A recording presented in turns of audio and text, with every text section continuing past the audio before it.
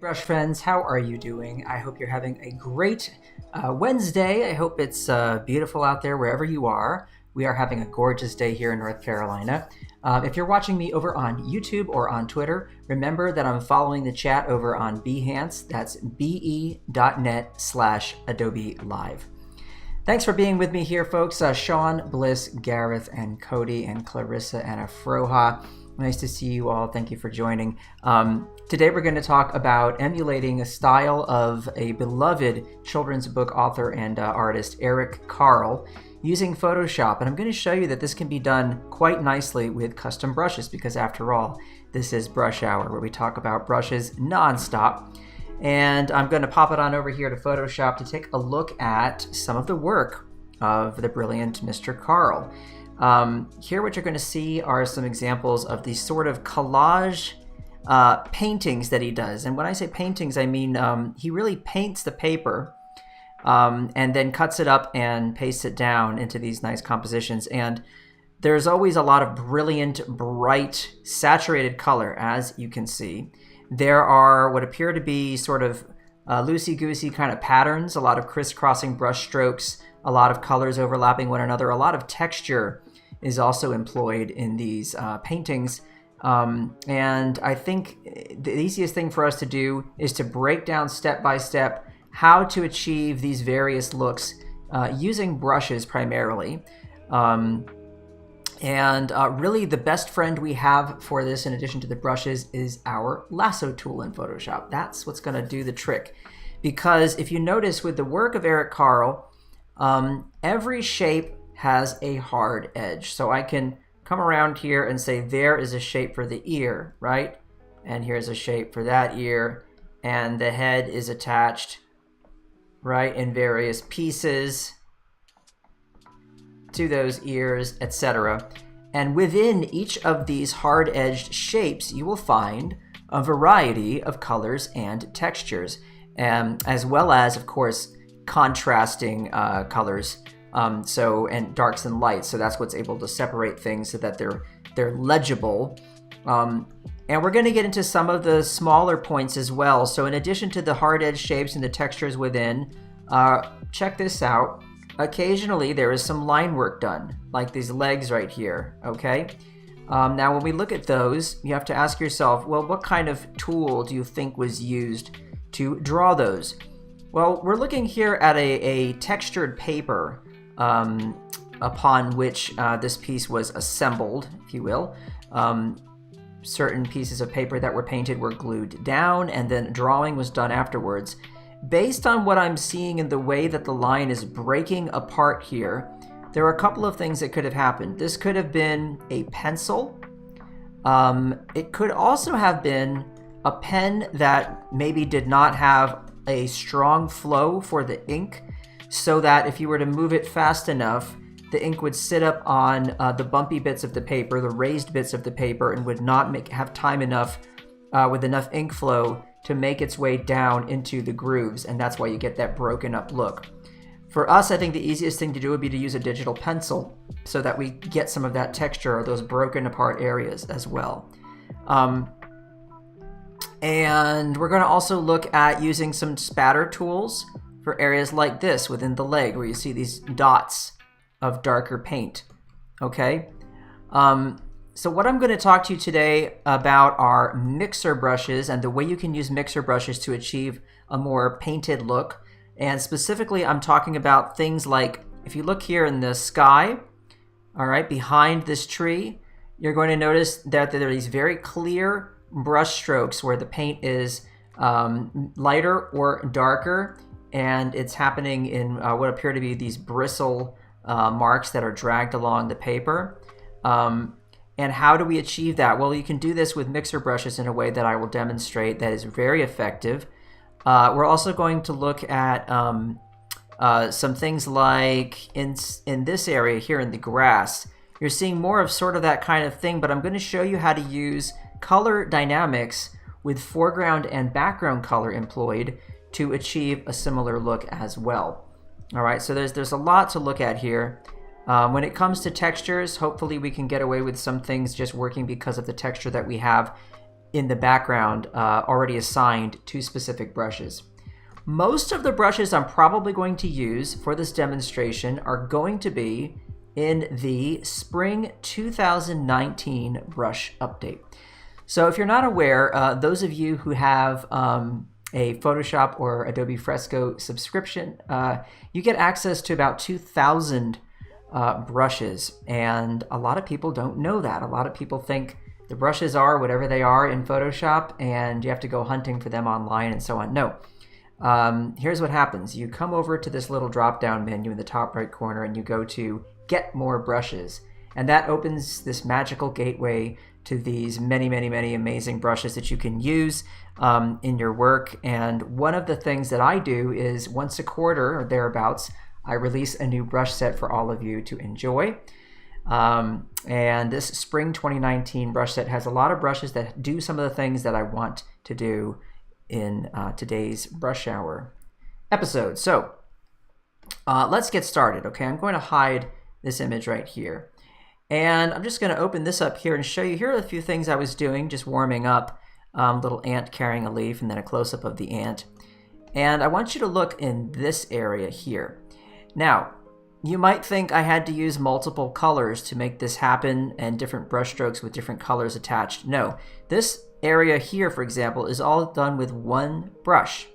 And even though you see darker colors here and lighter colors inside of the brush strokes, this was done with one brush. And the way you achieve this with mixer brushes is by making a multicolor color swatch. And those of you who use Adobe Fresco probably are fans of this feature and know about this feature. But a lot of people don't know that Photoshop also has this ability. Not quite the same as Fresco, but very similar. And I'll show you how we go about doing that, because this will come in handy for a lot of the kinds of brush strokes that you make inside of shapes for these Eric Carle illustrations, okay? So why don't we try that first? I'll hide this for a moment, and I'll point you to which brush I'm going to use to demonstrate this here. If you come into the Spring 2019 brush set, what you're going to see is there are several normal Photoshop brushes, but there are also brushes that have a little water droplet next to them right here in the corner. That is signifying that this is a mixer brush, okay? So look for those little water drops and then you know it's mixer brushes. The Rock the Block oil brush is the one I'm going to use to demonstrate this, okay? And before I do that, I'm just going to put some color on the canvas. And I'm going to do this with, let's see here, this new Softy is probably going to work nicely for this. All right, now to make it a little more extreme, so you really get the full picture here, I'm going to put some black down. And then I'm going to grab a color that's light and bright, like pink, okay? And I'm going to use a brush now that has some opacity tied to pen pressure, so that with lighter pressure, I'm going to be able to... oh, hey, Tarcisio. Sicily, very nice. You're watching from Sicily. I've always wanted to go there. Sorry. I'm going to use a brush that has some opacity tied to pen pressure. All right, so let's find something like that. Probably this Atlas brush CD will work for that. All right, I'm going to make sure that the background color I employ here is going to be white. All right, you may be wondering why that's important. Well, this Atlas brush allows me to paint light, pressure, and employ the background color in the same stroke. See that? So heavy pressure gets the foreground color, light pressure brings in more of the background color. Now already that's going to go a long way towards what we want to do with the Eric Carle stuff, but first I want to demonstrate what we're doing with the mixer brushes. So I'm going to come over here and throw some color in there, like this. All right. Now what I have here is basically a swatch. I've created myself a swatch, and you'll notice that I've left the edges here and here dark, using that black that was our first base color, right? And I'm going to return now to that brush I pointed out to you just a moment ago. Here we go, the Rock the Block oil brush, okay? And I'm going to take my swatch, and I'm just going to size it down a hair. And this is very important to know. the size of my brush, okay, has to be able to eclipse the size of the swatch that I painted. Notice that the edges of the brush stamp as I hover over this are big enough to cover the entire swatch. All right, now with a brush like this, which is a mixer brush, I want to point your attention to this area up here where we have a specific color swatch for mixer brushes only. And this third option down, which says load solid colors only, is not activated. There's no check mark by it. If I were to tap on that now, you'll see that there is a check mark. I don't want that check mark there, so I'm going to tap again. We're going to make sure, ensure that that's off. Okay, and by default, it should be off. Come back over here and hold down my Option key on my keyboard. Now, if you're on a PC, you're going to hold down the Alt key. Okay, that temporarily calls up my eyedropper, and I'm just going to tap on this area right here. Now, once I've done that, look over here and you'll see that that swatch that I painted has become selected as my color swatch. Now when I paint, look, it's got both colors in it. See that? So right away, I'm able to make these brush strokes that are multicolor brush strokes using the custom swatch that I created. Now here's another trick. At the moment, because it's a mixer brush, I can drag some paint around and everything's going to have a bit of a mixing quality to it, okay?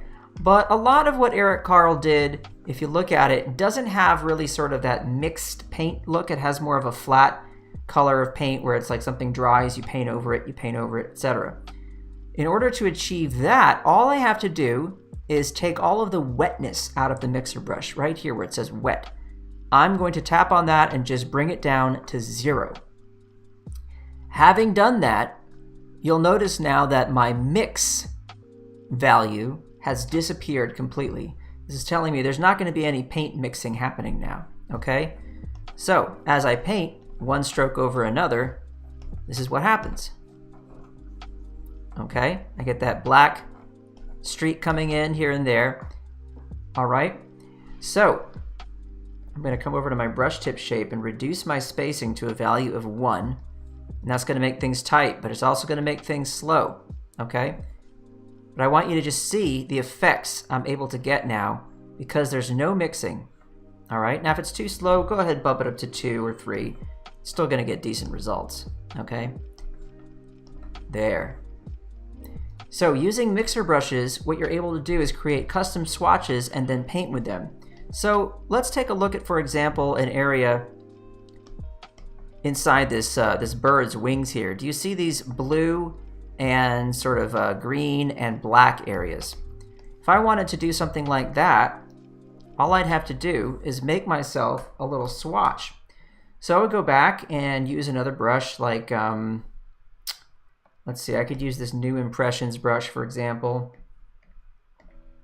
Do a bit of nice bright blue, pop over to some of that green and hit that a little bit, and then come into that really nice deep dark kind of color there. Kind of mix it up a little bit, okay, like this. And now if I return to that mixer brush, this Rock the Block oil, could also use the Jazz mixer. It doesn't matter, folks. I'll go ahead and use this Jazz mixer here. Grab some of that color, and there you go. Now I'm painting with multiple colors, okay? Just like that. And if I don't want all that mixing happening, you know the trick. What do? You come over here, turn the wetness down to 0. That turns off the mixing entirely, and there you go. Okay, and again, you can play with your brush settings. You can bring the spacing down to 2 or something like that. All right, now once I can do some things like this, all I have to do is make a selection, okay? So if I look over here, this is the kind of a shape that we have for this particular piece of paper, right? And I can just bring that little shape over here and paint inside it like that. Voila. Now you have an Eric Carle styled piece of paper that's been previously painted, right? And instead of us having to paint and then cut out, we don't have to do that. We can make a selection and then paint inside that selection. So it's a pretty zippy process. all right? So again, mixer brushes to the rescue. Make yourself a custom swatch, all right? And here's a little trick for you guys. What I like to do is I take my little custom swatch here, okay, and I'm gonna just shrink it down a little bit. Here we go. And move it off to the side. And I'll put it on its own layer, okay? Command J. That's gonna duplicate the layer, the selected part of the layer that I just had there. And here's what I'm gonna do. I'm going to make a adjustment layer above this swatch, all right? And here's how I do it. First, I take the swatch, and I'm holding down my Option key, and I've got the Move tool selected, and I'm gonna just drag, sorry, wrong layer, here we go. I'm just gonna drag this down, right? Make a few of these little swatches here, okay? And I'll merge those all together so that they're all hanging out on one layer. And then what I can do is this, check this out. I can make a little adjustment layer right down here, and I can go to Hue and Saturation, okay? Hue and Saturation, right there. And I can then hold down the Control key, and if you're on a PC, I think this is also Control key, right here where the title of my layer is, and say Create Clipping Mask. So that means I'm only going to be affecting these swatches here, okay? And I'm going to open up that Hue Saturation adjustment layer.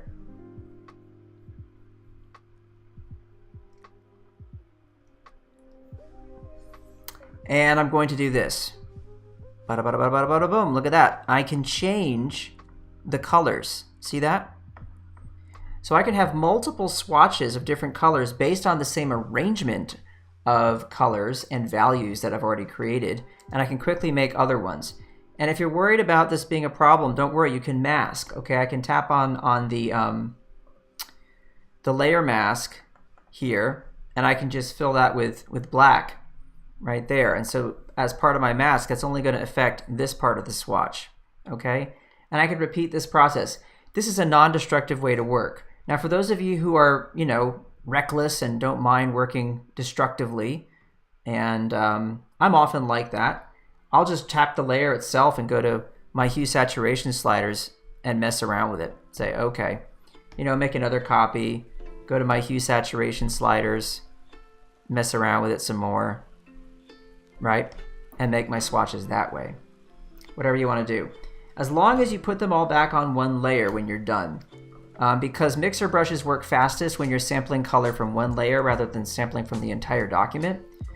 So now that I've got that brush selected, I can come over here, I can grab this color, and I can paint with it. I can grab this color, and I can paint with it, and I can grab this one, and I can paint with it. Look at that. So I've got these 3 different arrangements of colors, and I'm painting with them really fast. Easy to go back to them, select them, and paint. All right, that's a lot of information, so I'm going to pause for a moment and see if we have any questiones. Let's see, any questiones.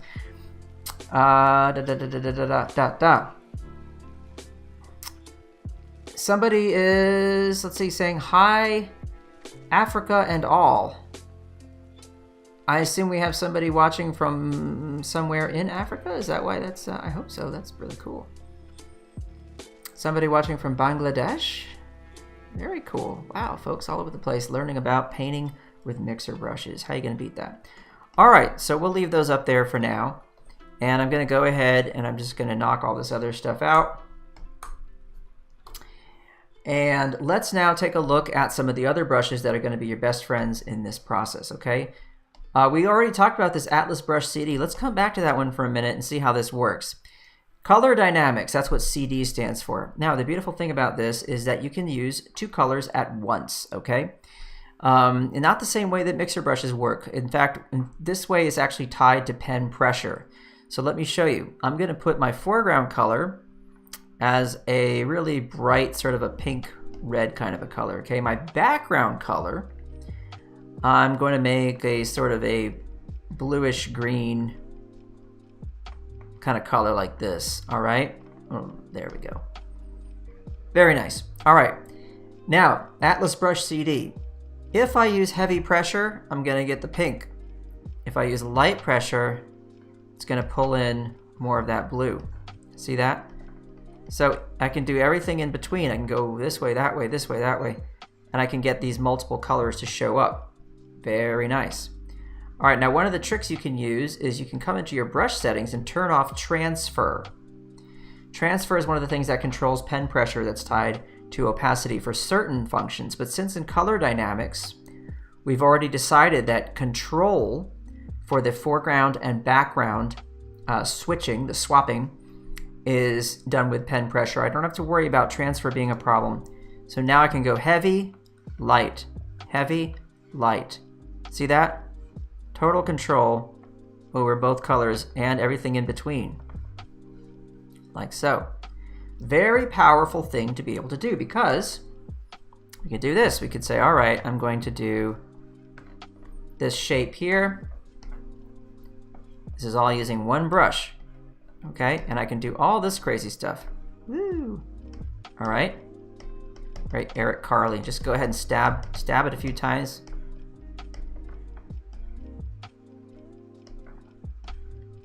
Make all these nice patterns or whatever. Okay. Go ahead and select this area, get rid of it. And you want, when you make a circle, for example, look, I'm being kind of like it's more of a hexagon than a circle, and it's a little wonky looking. All right, and I go darker now here, like that. Now we make a separate piece and a separate piece, and we change our color around. We'll make our background color like a yellowish kind of color, and we just do this.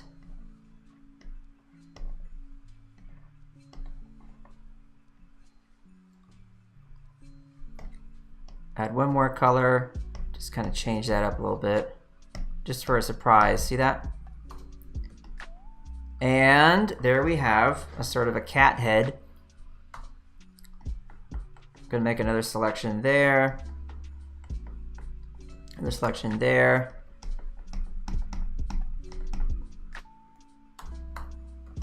And make another selection. You see, I'm not making it perfect. Like, that's one of the beautiful things about Eric Carle's work, is that things look really handmade, and they look sort of like they were done without too much concern about the shapes being perfect, but just having more sort of an organic, nice sort of a feel to them. And you can even do this. You can select parts of a part, okay? And then you can use a different color altogether. Like that. It just makes it kind of cool. And sometimes you'll see like one little area just having a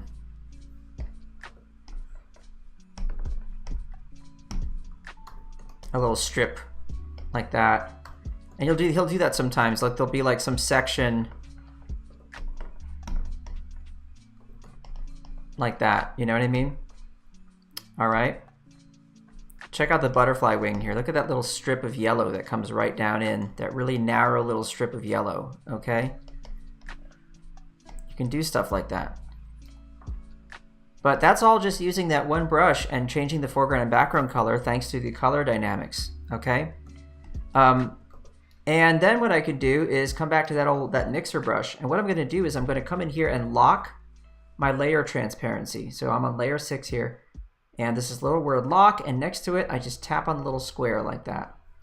And we'll go back to that mixer brush. I have it right here. Okay, remember this, the last 7 brushes I've used, size and all other settings are saved, is right here. There's that mixer brush. Okay, and I'm gonna just merge this layer down.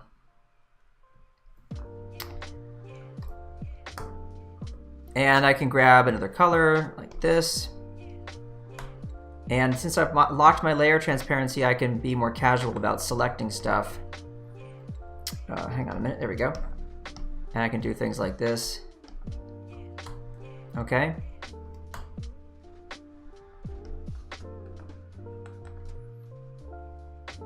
Actually, here's what I'm gonna do. I'm gonna take this head And I'm gonna just deselect the area that I want to be the cat's eye, like that. And then grab this here. We're gonna go for like really crazy colors here, I don't care. It's gonna be really fun.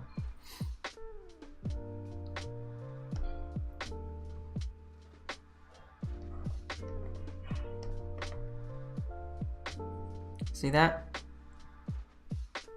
You can change your mind, you can have so much fun just making these little cutout areas like that. Voila. All right. So there we're looking at some basic techniques for how to do this. Let's also look now at this pencil line. Okay, what do we do about that? Well, fortunately, we have this China marker in this same set, the Spring 2019 brush set. And with that China marker, I'm going to get lines like this. And that pretty much does the trick. That's all you need. So if you think about a thin lined area or an area you want to do a small outline, it's great for bug legs, as you can see here. It could be great for little whiskers and stuff like that. We'll do another cat head now, okay? And I'll go ahead and, again, remember, I'm trying to like make it so that I'm cutting this out by hand, right? So things are not going to be perfect. And we're going to switch it up now to this Atlas Blair brush. Now this brush will have the same qualities, the same little tricks and neat things you can do with foreground background color. So I've got a nice bright blue color here. Just throw that in there. All right, using lots of pressure there. With less pressure, see what I do? I can actually come across with that lighter color like that. So we're going to take that lighter color and change it to something else. Nice bright yellow. So I can do this.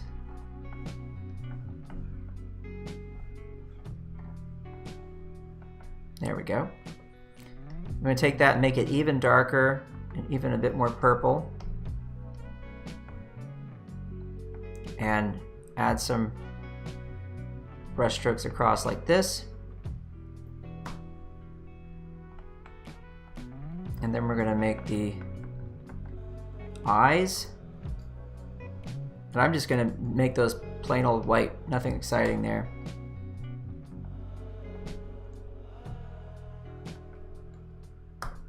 And for the interior, I'm going to use a different brush. I'm going to come in and use something that's got a bit more of a sort of a watercolory look. And for that, what I want to use is the, I think it's the Summer,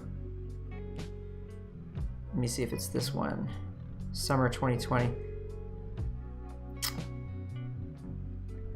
Here we go. I think this is what I'm looking for. Yeah, the Ocean brush. So this is Kyle's Ocean brush in the Summer 2018 brush set. But any kind of watercolory sort of brush can do this. It's fine.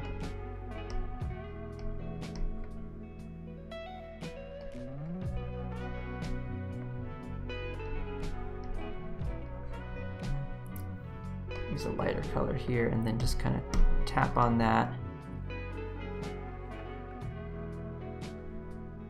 And I'm glad I'm in this set because there's also some other stuff I want to show you in here, like this ink block overlay, which I'll use for part of the ears here. The key is to find these brushes that do not have a consistent, sharp, solid color to them, okay? And like this ink block overlay, for example, just use some nice bright blue here.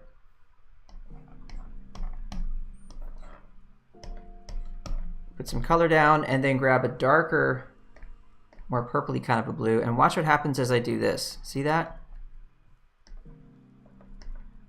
See those nice sort of wet looking sort of streaky marks that it makes? That goes a long, long way in getting things to look like an Eric Carle kind of a treatment. I'm going to lock transparency on this, and I'm going to come in here with that same brush and throw in that little yellow bit like that.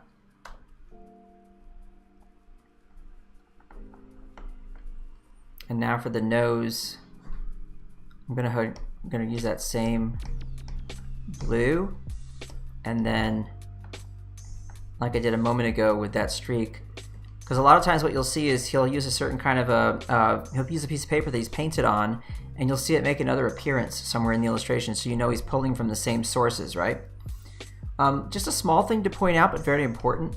See right here how this edge is open and it's not perfect? Do that, okay? You'll notice that all the time in his work. See here? Little gaps where things are joined together but not quite. Okay, that's a nice little thing to pay attention to and to emulate. All right, now we were talking about drawing, so we can come back now to that Spring 2019 brush set, and there's that China marker. Okay, I'm going to size that down a little bit, and just with black, I can just do this. I can draw that. You see how the line is broken up a little bit? If I use less pressure, the line will break up even more. See that? You can see me drawing, oh sorry, it's got my transparency locked there, but heavier pressure, thicker line, heavier line, okay? And let's go ahead and add a layer, and I can just do this now. Really light pressure. I can draw some whiskers, like that.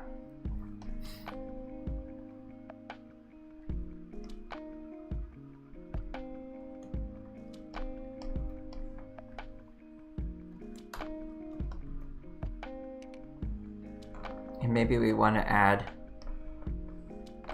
little triangles in here with that same yellow. And go back to that nice block stain brush. And then maybe even some white.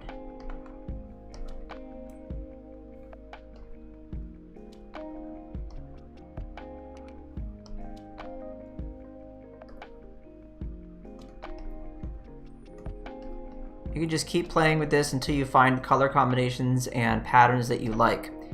Now I mentioned a moment ago spatter. Okay, you ready for some spatter? Here we go. Now I've got this layer, and I'm going to lock the layer transparency again. And in this same Spring 2019 brush set, we have these Pollock brushes. Okay, that's Jackson Pollock. One of them has a little bit of color variation in it. That's Pollock CD. You remember at the top of the show I said CD stands for color dynamics. The other one is just standard spatter brush. All right, now if there's a thing I like to do, is to usually go for either a much brighter or a much darker color. In this case, I can go with a dark right here. And you can just throw some spatter in there like that. Boom. Bam. Okay? This is a really great way to add a last little sort of a touch that makes it feel great. And you could also grab another color that's in the document and just throw that in there. Like that yellow, for example. All right, if it gets on the eye and you don't like that, you can just come in and you can literally just get rid of it. No big whoop, okay? But that's all it takes. Simple as that. A little bit of spatter, and there you have that nice look, okay? Some of the work has evidence of paper texture in it. And you can also create a paper texture overlay for this. So one thing you could do, for example, is grab a brush that has a lot of texture in it. Let's see if this Atlas 2 has, let's see, not too much. Probably I would go towards something that I did not too long ago, which was the spring, or maybe it was a winter 2022 brush. Let me find that. So in the winter, I made these pencils.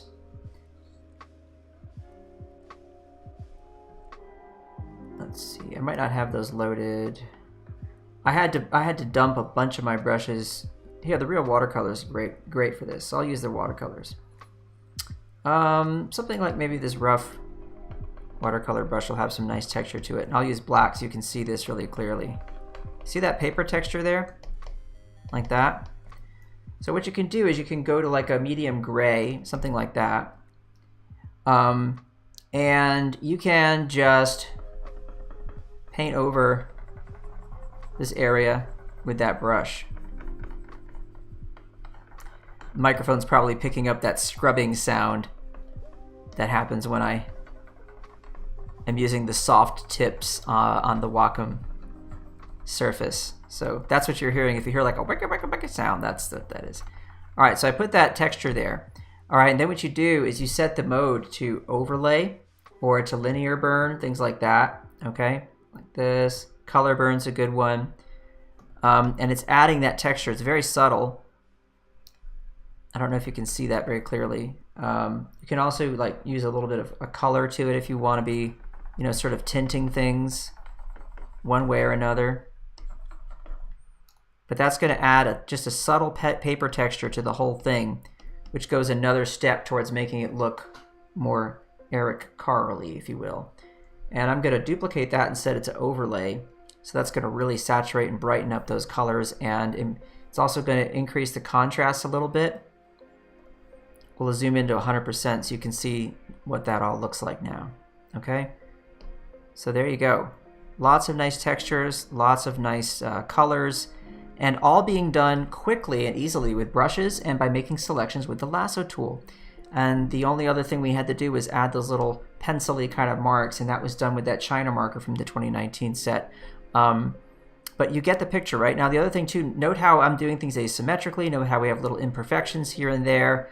That's all part of the game. That's all part of what makes his work charming and beautiful. If you look at all these circles down here at the bottom, you'll notice that you know, none of them are circles. I mean, they're approximately circles. Some of them have little dents in them, like right here, right?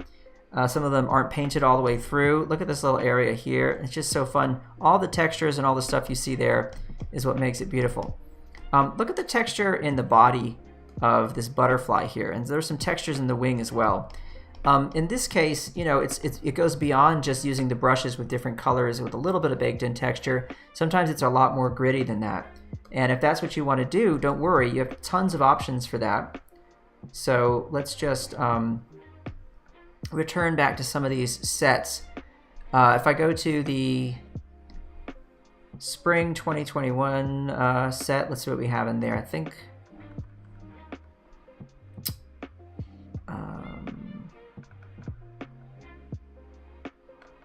no, I think that's not it. Let's go, what am I thinking of? Maybe I'm thinking of summer 2021. Ah, here we go. These brushes do not get enough love. There's a brilliant artist, Julian, he goes by J. Totino Tedesco, who's a comic book artist, incredible painterly comic book artist, but he can do everything. He can draw, he can paint, he can do whatever. He's amazing. He uses these brushes sometimes and to great effect. And these also are going to do a great job for, you know, emulating this kind of Eric Carle look. So we'll just go ahead and do a little scene here. I'm going to do a little bird with some leaves. So I'll put a leaf up here.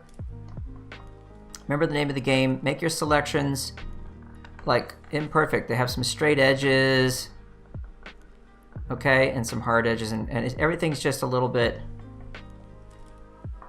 imperfect.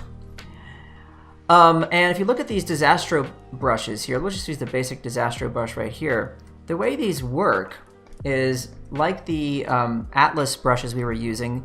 They'll use the foreground and background color. And what I like to do is go ahead and use colors that are really similar to one another. So this could be like a bright green, but these are going to be analogous, like a blue and a green together. And look at this. Look at what these brushes do. It's like it just takes all the work out of it for you. Like that. I mean, you can basically do everything in one chunk. And I'm just changing the pressure I'm using, and now I have some Eric Carle leaves, just like that. These are the Disastro, and I think there are 3 or 4 of them. Yeah, there are 4 of them, and they really can do wonders. So here we'll have our little bird. And again, I can use this same brush. I can come in here and I can just grab some blue. Okay. And the background color, you know, use some kind of like a reddish kind of a color.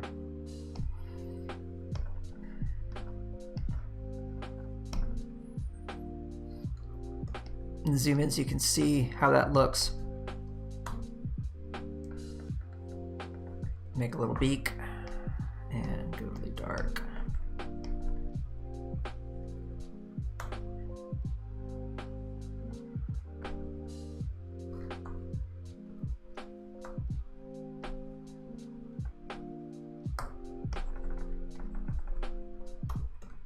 Okay, there you go. Now, I was talking about texture. I'm going to go ahead and hit some of the body with a lot of texture here, all right? So I'm going to start with the base of this brush, okay? I'm going to go back to like the blue-purple combination I was sort of using there. All right, just get that working for me. Except that there's, you know, Eric Carle does have a separation usually. So I'll go a little darker here and just throw in a darker color there, just so that the body and the head are not looking like the same piece of paper. See that? That looks like I got two pieces of paper there. And then for texture here, I'm going to go ahead and lock that transparency. And I got to find something that's got a lot of juice. Here we go. So like this rake chunk, hopefully will kind of do the trick. And you do see some rakey bits every now and then in the work where you'll see like something that looks like it's been pulled through. See how the bear has those really clear brush strokes, but it almost feels like there's almost a wood texture or something like that. It's kind of hard to say, but just to try it, I'm just going to see what happens if I just go to a different color and kind of pull that through.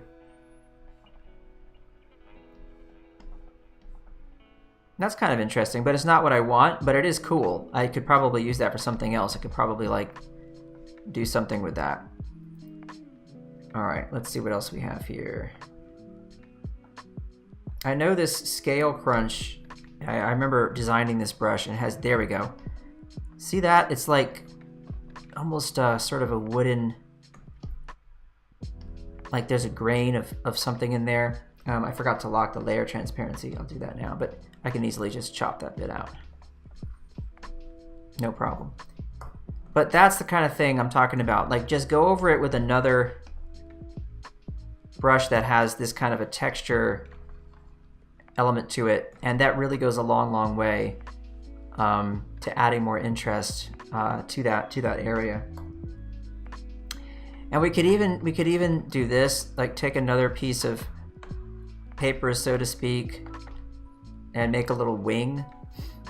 And I'm going to go back to that Disastro brush and unlock our transparency here for a second.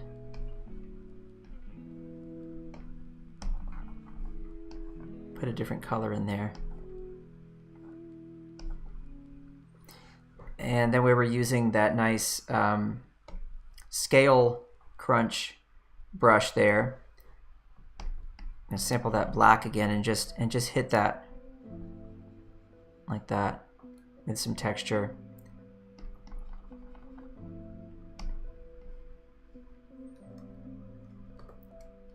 And let's see, it's fun to just play with grabbing colors, and you know, one thing to be fun, maybe grab some of this green and just surprise the audience with just a little hit of some green right there, you know?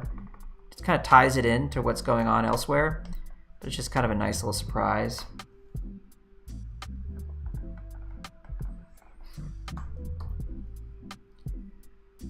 And then I can refine the shapes a bit more. It's one of the things that's so great about working digitally, is that I could at any moment just add something or take something away. It's just so cool that we can do this.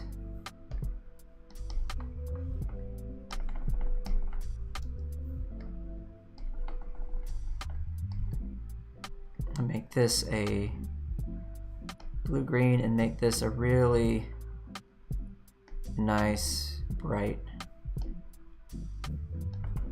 blue, so that'll change what's happening right there.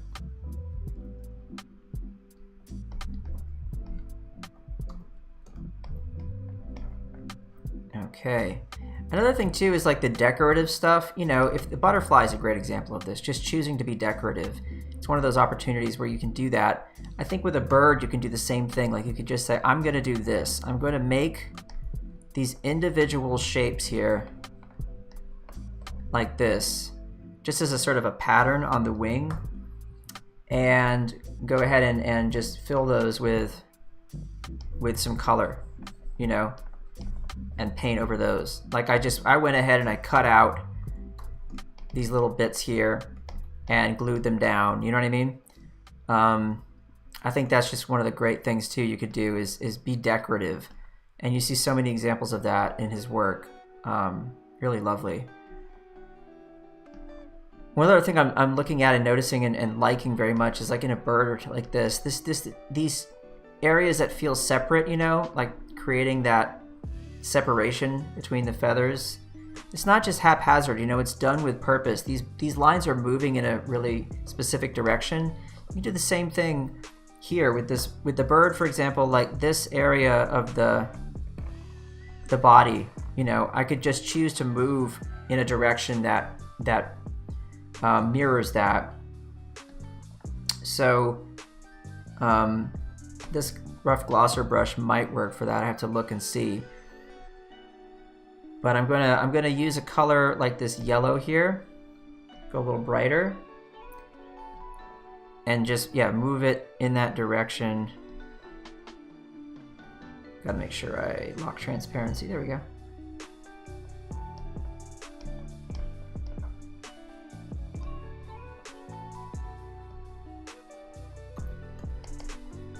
So it's not quite as crisp as I would want it to be, so I need to find a brush that's a little bit more, the brush strokes are really clean and visible. I could even do that with something like this carving nibby. I could draw it like this. And that might actually be acceptable, you know. It's doing the trick, it's kind of doing what I want. I do want it to look a bit more brush bristly though. And there are options for that, like I think Brushworks, let's see how that one does. Nah, that's not gonna do it. I know in the watercolor set, which we had open a moment ago, there's a nice brush stroke one that has, here we go, with bristle and bristle buddy. These are probably more, these are closer to what it is I'm looking for, and I could do this with the green, for example. There, see that? That's exactly what I want, right there. See that? So we're showing things moving in a certain direction. So it's not always totally random, it's not always a haphazard kind of a thing. Now for the legs, you know, it's one of those situations you could just simply use that little pencil that we were using a moment ago, which really wasn't a pencil, it was that China marker in that's what was it, spring 2019, right there. And I'll make a new layer to do this. But you know, just doing that, see? That's all you have to do. And you can make a nice little branch. And you, again, don't make it like perfect, okay? You want it to feel like it was, and even, you know, another trick you could do is use the polygonal lasso if you really want to get some straight edges in there so it's not so perfect.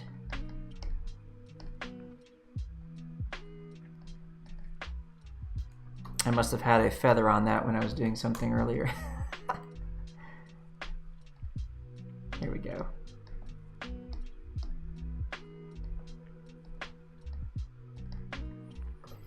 And I think for this, probably because it's wood, and I think Eric Carle would probably think of this kind of thing. He'd be like, hey, it's wood. I'm going to make it look like wood. So we still have that bristle brush we just used. I'm going to jump back to that Disastro brush for a second and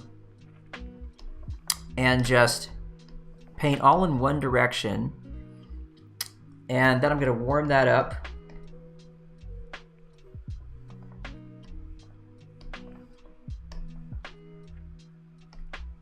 And I'm going to go even warmer than that. And then I'm going to make this sort of a, there we go. That, okay. That's getting to be a bit more bright and interesting, I think. Except I do want it darker. So I'm going to come way down here with my values, bring this down as well. And then, there we go. There we go. And you'll remember that brush I was just using a second ago, which was that watercolor brush right here, this bristle buddy, okay? Currently the mode it's on is set to multiply, watch this, folks. I'm going to take it and I'm going to turn it to hard light, okay? And I'm going to grab again this yellow and then come over like this, lock our layer transparency. And I could do this kind of a thing where here and there it's got that sort of a pattern to it, okay? And then I can try and use that brown to hit some other areas and go across it again.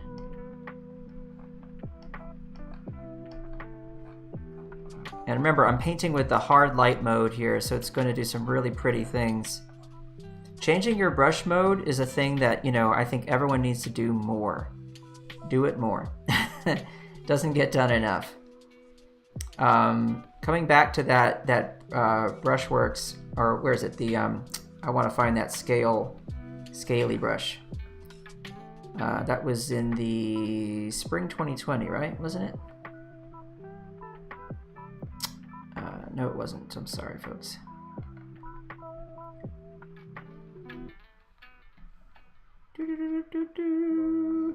Where was I? Somebody help me. I can't remember anymore.